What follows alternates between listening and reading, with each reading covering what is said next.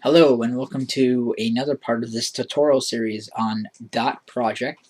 I'm currently running Dot Project 2.1.8, and in this part of the tutorial series we're going to be talking about forms. And let me just quick run through what we've done so far. We created a company called Fred Pizza. We created a project for WordPress, so we can start a WordPress site for that company. And then we're going on, and then we made a task in this program to be able to track the installation of how fast it took. And basically, what I've said in the last few tutorials is that you can use this as not only for internal uses but for external uses as well in your company. So this way, your management team can look at how fast things are getting done and how long it's taking to get projects done, and if you're staying on time with your task, and who is doing what and how long it's taking and all that.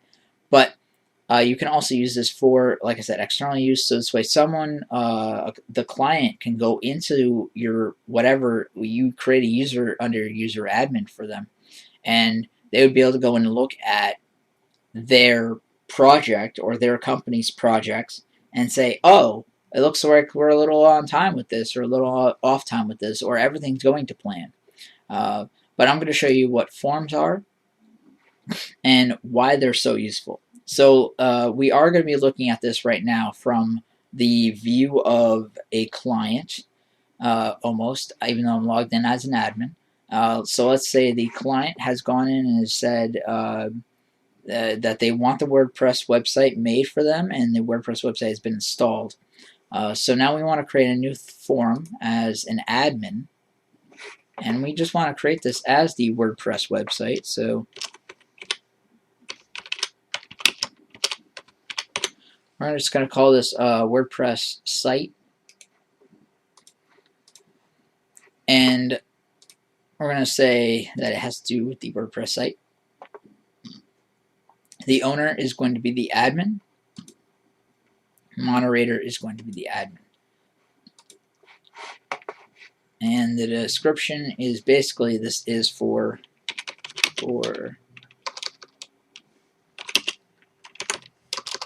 WordPress site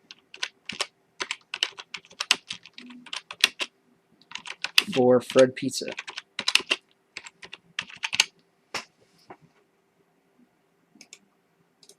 And we're going to submit that. So now what your client can do is they can log in through the username and password that you supplied them through the user admin section. And we talked about that in a previous video. Now, once they're logged in, they can see the forms that are associated with their company, like Fred's Pizza and the projects that they're associated with. So they could say, oh, the WordPress site. Okay, so everything pertaining to a WordPress site, they would put in here. Any sort of questions, topics, or anything like that, if you're familiar what a forum is. So the subject with this, the client is going to be concerned about themes and not sure what theme to do. So we'll just go in and say WP themes, and we're just going to do a quick message of what theme should I use, or what I should say, what should we use, because it is a company. And we'll just go over there and hit submit. And even though I'm logged in as the same user, this would work the same way as if it was the client. And it says WP themes, and we're already in the WordPress. So let's access this right from the Forms tab again. Forms. You see the form that you created for the WordPress website, and you can just let your client know that if they ever needed to contact someone, or if they had a question or anything about their project, they can go right here and they go right to forms, and you had created a form specifically for their project. So we're going to go right to that section, and we're on the WordPress site one, and we are on the WP themes. And you will get a notification when they do start uploading stuff. You're going to see notifications or something whenever you first log in. So here's what they said. What theme should we use? And I want to go ahead and post a reply to this.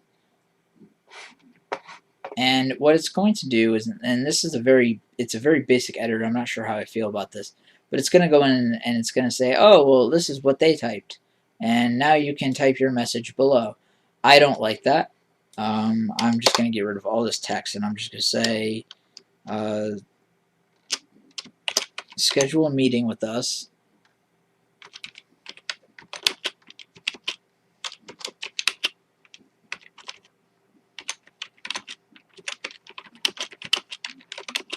to look at or look over our catalog. And let's say you have a catalog at your consulting company or at your web design company to say that just has a bunch of options and just different things for the themes. And then I'm just going to go over here and submit that. And now you can see that I've submitted something. This person can come back anytime and log right back into this and go to the form section, and they can see whether someone's replied or not. If we go back to WordPress site section and we go to our, I did not mean to go to the project itself. I meant to go back technically through the form.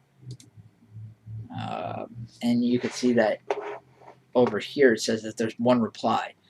So that's an easy way to check back on your stuff as well. Once you get a pile of these, just a whole bunch going on at one time. Now, unfortunately, these are not necessarily, from what I see, you can't just sort these by company. There's just going to be form after form after form, and you're kind of have to keep track of it.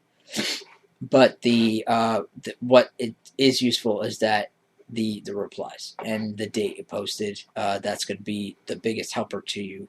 It looks like it seems like you can do by latest post and author and topics, but it's not going to be by company. So that's probably one of my biggest downsides about this particular one, but it still works, and that is how you do forms, and that's how you can communicate best with your client. Necessarily, you don't want to necessarily do texting. Maybe you guys don't want to work with email. Maybe you just want to have it all in one convenient section, so you can all see it. You don't have to go through, check your email all the time, go through threads. No, this is all on and managed entirely by .project. And like I said, this is an amazing program, guys. So if you can use it, I would use it.